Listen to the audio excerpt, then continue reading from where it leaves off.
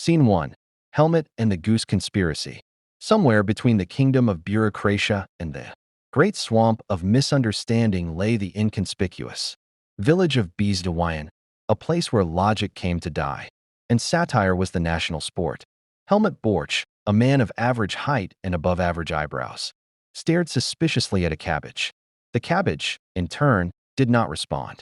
"Vasily," Helmut murmured, poking the vegetable with a fork. "Do you think this cabbage is spying on us?"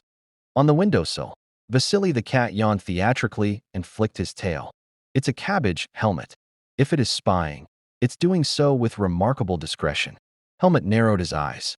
"That's exactly what a spy wants you to think." This was how mornings usually began in BZDYN, with philosophical debates between a slightly paranoid man and a sarcastic feline. Their kitchen was small, crooked, and smelled faintly of beetroot and unresolved tension. Helmut paced the floorboards with the intensity of a man trying to remember whether he paid his taxes in 2003. "Something's happening, Vasily. First, the mayor declares the national currency is now goose coupons. Then the post office is replaced by a system of shouting messages into jars." "To be fair," Vasily interrupted, licking his paw, "that jar system does have better response time than the official mail." Helmut ignored him. "And now the ducks are organizing union meetings under the bridge. I suspect a coup. A goose coup." "Exactly." Helmut slammed a fist onto the cabbage, which finally fell over. "Victory." In the town hall, which was really just a shed painted white with the word hall scribbled in chalk, a goose in a tiny top hat presided over a council meeting. The goose was Mayor Honk Honkinson III, and he ran the village with a firm honk and a love of parliamentary chaos. Beside him stood a human translator, a red-nosed man named Zdzislaw who claimed to speak fluent goose. No one had ever verified this, but no one wanted to argue with him either.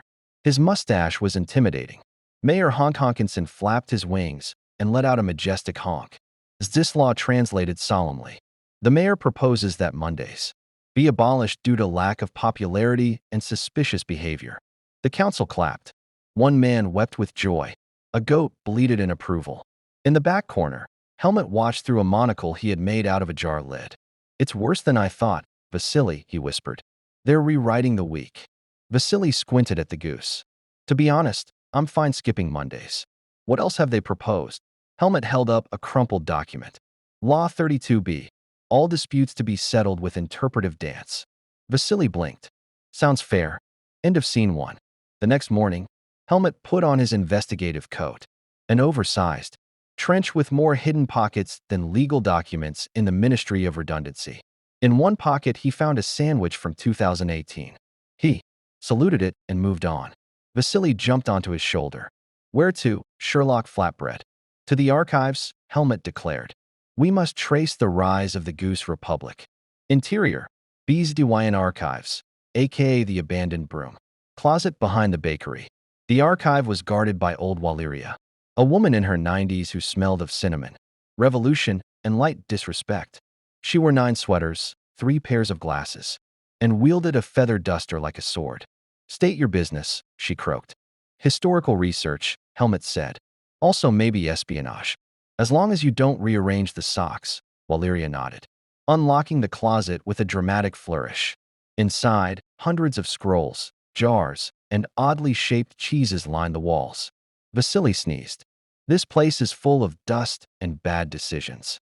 "Exactly," Helmut whispered. "The perfect place for a conspiracy to ferment." They dug through the scrolls. Most were minutes from town meetings, written in rhyming couplets and annotated with doodles of livestock. One scroll caught Helmut's eye. "Decree of the Grand Reorganization of Power, Year of the Slightly Upset Donkey." It read, "Henceforth, power shall be transferred to those who can honk, flap, and maintain eye contact with a ferret for at least 3 minutes. The human element is hereby demoted to occasional advisors and bakers." Helmut gasped. "It's worse than we thought. This wasn't an accident. This was a peaceful, democratic transition." Vasily rolled over on a dusty scroll. "How horrifying. Goose-based meritocracy." Meanwhile, in the Goose War Room, Mayor Honk Honkinson III sat at a round table surrounded by his cabinet, 3 geese, a chicken, and a slightly confused turtle. Zdzislaw, as always, Translated. The mayor says we must prepare for outside interference. The kingdom of bureaucratia has sent spies disguised as traveling accordion players. One of the geese honked aggressively. The chicken fell asleep.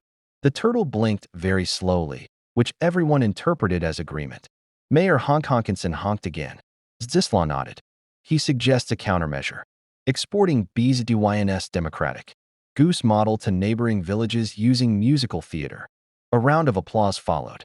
The chicken woke up briefly, then pecked the table. Cut to Helmut's room, late night. Helmut lay awake in bed, staring at the ceiling.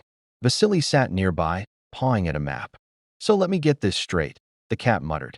The town is run by geese, laws are passed through interpretive honking, and the only thing standing between us and complete absurdity is us. Helmut nodded solemnly. We must go deeper, Vasily.